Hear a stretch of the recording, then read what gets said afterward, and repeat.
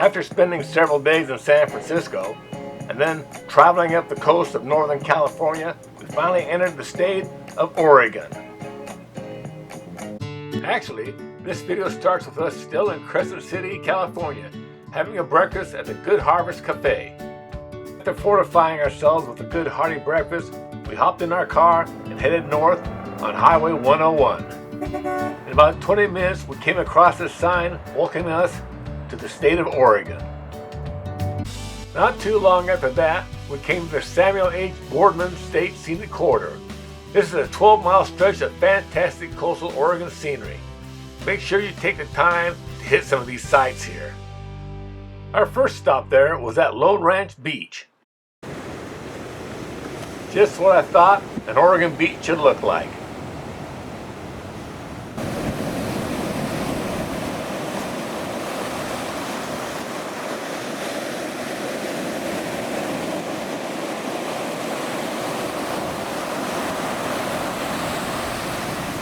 That's us at Lone Ranch Beach.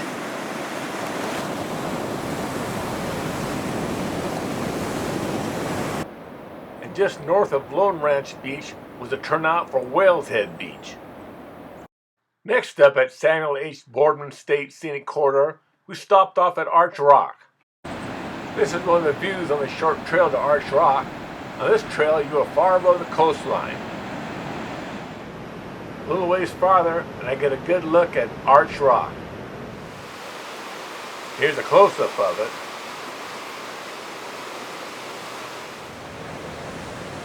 This is the view looking north.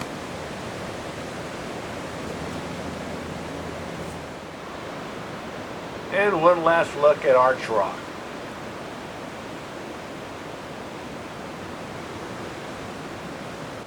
Just a little farther north, we made a stop at the Pistol River Scenic Turnout. Right after that, we stopped off at Myers Creek Beach.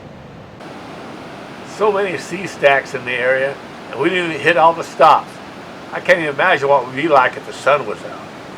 Turns out we were doing way too much sightseeing, and we'd only gotten as far as the town of Gold Beach. It was already lunchtime, so we stopped at this nondescript restaurant called Double D's Cafe for some food. It turned out to be a good choice. Their grilled cheese sandwich and fries were excellent. We're leaving Gold Beach now, going to cross the Rogue River and head up the Oregon coast. Our first stop was to take a look at Sisters Rock. Next up, we made a detour to see the Cape Blanco Lighthouse. Very nice, but unfortunately, it was a good walk to actually get to it. We didn't have the time, so here's a telephoto shot of the lighthouse. Face Rock Wayside at Bandon, Oregon turned out to be a real find. What a spectacular view. There were stairs and a trail that led down to the beach, and I was all set and ready to go. But then my knees asked me, "Have you thought this idea of yours all the way through?" My answer was no, and I figured then that maybe I was better off just staying up there.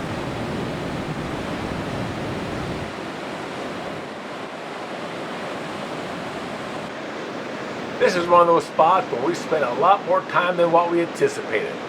Even still, next time I'm up here, I'm going to allow myself enough time to go down the beach itself, bad knees and all, and really take a look around.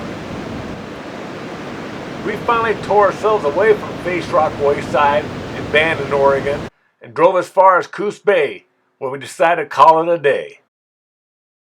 The next morning, we were once again greeted by rain and overcast skies.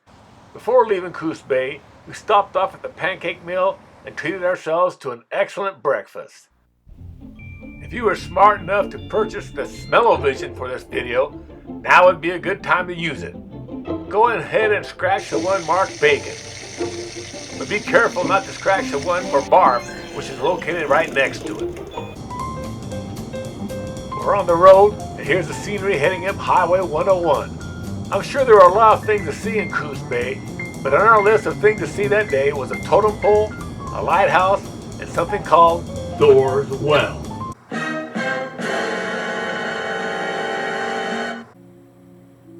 For our first stop of the day, here's a look at the totem pole at the Umpqua Center in the town of Reedsport.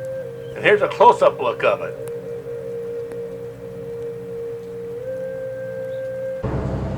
Driving through Reedsport, we came across this great mural on the side of a building. Driving on the Oregon and Northern California coast, we often came across these warning signs. When you drop down an elevation, the sign read, "Entering Tsunami Hazard Zone." Once you start climbing an elevation, the sign would read, "Leaving Tsunami Hazard Zone." Next up on the road was the Hastings Head Lighthouse. There's the Hastings Head Lighthouse. Trust me, it's there. I'll zoom in so you can see it. It's kind of tough to see the lighthouse in the coastal fog. The lighthouse is 56 feet tall and sits 150 feet above the ocean. The light from the lighthouse is visible approximately 20 miles offshore. The lighthouse keeper's home serves as a museum and a bed and breakfast. A little hard to find, but finally we came to Thors Well. I was curious, what is Thors Well? Does it have anything to do with comic book superhero Thor? Inquiring minds want to know. I want to know. Maybe it has something to do with a wishing well. Inquiring minds want to know. I want to know. Is it a giant commode? Inquiring minds want to know. And why does Elvis Presley's ghost keep calling me in the middle of the night with these crazy musical ideas? Inquiring minds want to know. Seriously, damn it, what gives? It's always in the middle of the night. You're gonna walk a short distance downhill to the area at Thors Well, but trust me, this is one of those little heard of places that really makes an impression on you. That's water erupting out of Thors Well right there.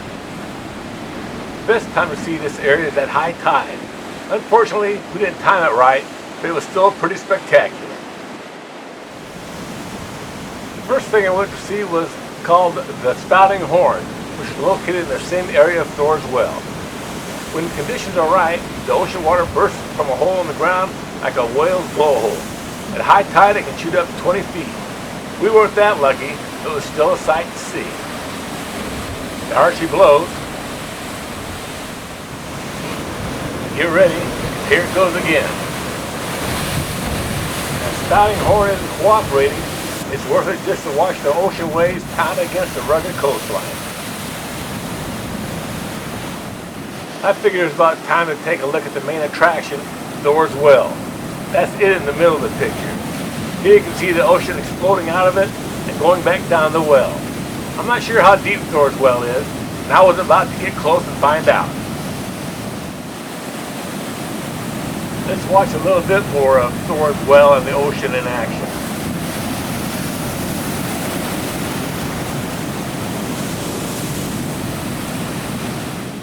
That's me, and you can see the photographers in the background at Thors Well. One last look at the waves pounding the coastline.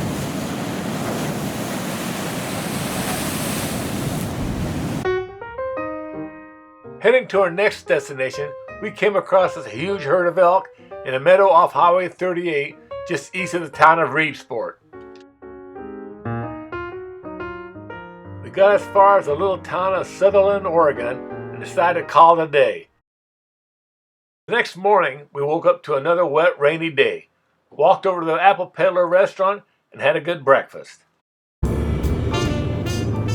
wasn't too long, and we were on Scenic Highway 138, heading east to our next destination, Crater Lake. A lot of the time, the road followed the Umpqua River.